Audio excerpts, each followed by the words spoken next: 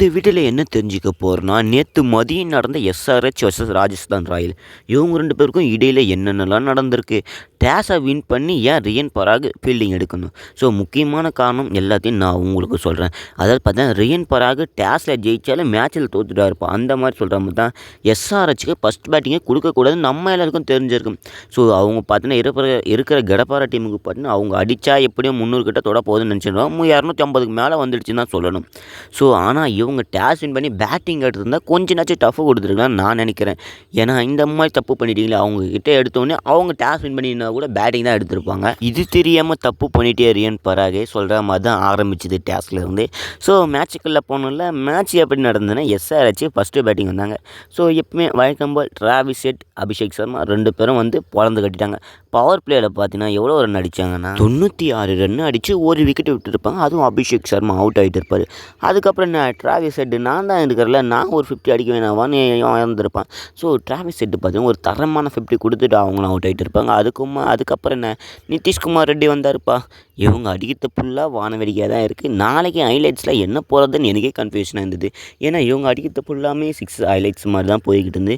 நிதிஷ்குமார் ரெட்டி அவங்க வந்ததுக்கு அவங்க பங்குக்கு ஒரு 36 ரன் அடிச்சுட்டு போயிருப்பாங்க. அதுக்கப்புறம் நம்ம தலைவன் இஷான் கிஷான் வேறு லெவலப்பா. மும்பைலேருந்து ஏன் விட்டு இப்போ யோசிப்பாங்க. கிட்டத்தட்ட பார்த்தீங்கன்னா ஒரு பயங்கரமான ஒரு செஞ்சுரியை கொடுத்துருப்பார் ராஜஸ்தானுக்கு எதிராக. ஸோ தரமாக இருக்குன்னு சொல்லலாம். அதில் பார்த்தீங்கன்னா நல்லா க்யூட்டான மொமெண்ட்லாம் நடந்தது. இஷான் கிஷன் பார்த்தீங்கன்னா சுற்றி கிரவுண்ட் வந்திருப்பார். ஸோ காவ்யா மாறன் அந்த டீமோட ஹெட்டு அவங்களுக்கு பார்த்தீங்கன்னா கெஸ் கொடுக்குற மாதிரிலாம் கூட இமேஜ் லீக் ஆகிருக்குன்னு தான் சொல்லணும். அதுக்கப்புறம் என்ன, இஷான் கிஷன் கூட ஜோடி சேர்ந்த கிளாஸன் நான் மட்டும் சும்மா விட்டுருந்தோப்பா. ஸோ என் பங்குக்கு ஒரு 10 பால் அடித்தா போதும், நான் ஒரு 30 ரன் 40 ரன் அடிச்சுட்டு போகிறேன்னு சொல்கிற மாதிரி தான் ஒரு 16 பால் ஆடி 36 ரன் அடிச்சிருப்பாங்க கிளாஸன். அவங்க என்ன தான் சரியாக மாட்டலைனா கூட பரவாயில்ல, சின்ன கேமிங் ஆடிட்டு போயிட்டு இருப்பாங்க.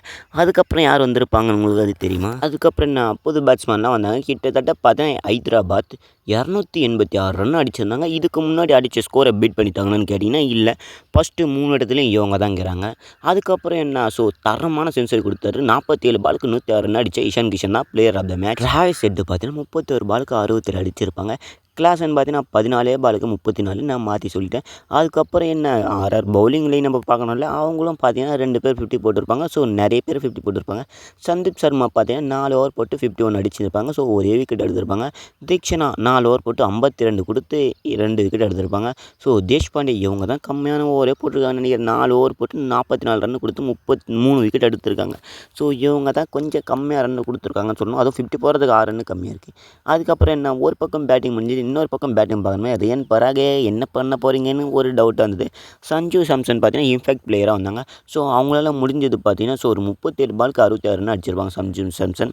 அப்புறம் என்ன, அந்த டீமோட கேப்டன் அவங்க இருந்தாங்கன்னா அந்த ஸ்பீடுக்கே பார்த்தீங்கன்னா போயிட்டாங்கன்னா சொல்லணும். சடனாக ஒரு ஸ்டைலிஷான 4 அடிச்சிருப்பாங்க. அதுக்கப்புறம் நான் அவங்களோட விக்கெட்டை கம்மிங்ஸ் கிட்ட கொடுத்துட்டு நான் போயிடுறப்பான்னு சொல்லி பெவிலியனுக்கு போயிருப்பாங்க. அதுக்கப்புறம் நான் ஜுரைல் அவங்க டீமோட கீப்பர் அவங்க என்ன பண்ணியிருப்பாங்கன்னா 38 பாலுக்கு 70 ரன் அடிச்சிருப்பாங்க. ஸோ பெருசாக யாரும் பெரிய கேமியோ இல்லை. அதுக்கப்புறம் நான் ஹெட்மயர் பார்த்தேன் 23 பாலுக்கு 42 ரன் அடிச்சிருப்பாங்க.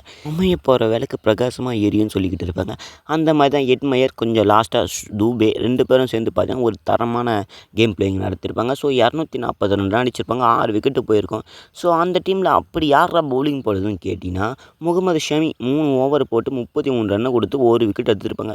ஸோ புவனேஸ்வர் குமாருக்கு இவங்களாம் எடுத்திருக்காங்க. அதுக்கப்புறம் என்ன, சிம்ரன்ஜித் சிங் இவங்க தான்ப்பா மேட்ச் ஆஃப் த பிளேயர்னு சொல்லணும். அதாவது பார்த்தீங்கன்னா 3 ஓவர் போட்டு 46 ரன் கொடுத்து 2 விக்கெட் எடுத்திருப்பாங்க. ஸ்டார்டிங் பவர் பிளேயில் விக்கெட்டை தூக்குனாங்க இவங்க தான். அக்ஷர் பட்டேல் 4 ஓவர் போட்டு 34 ரன் கொடுத்து 2 விக்கெட் எடுத்துருவாங்க. ஸோ இந்த ஒரு வீடியோ பிடிச்சா மறக்காமல் லைக் கொடுத்துட்டு உங்கள் ஃப்ரெண்ட்ஸை ஷேர் பண்ணிட்டு சந்திரக்கு சப்ஸ்கிரைப் பண்ணிச்சுங்க. அடுத்த வீடியோவில் சென்னை vs மும்பை மேட்ச் எப்படி இருக்க போகுதுன்னு பார்க்கலாம்.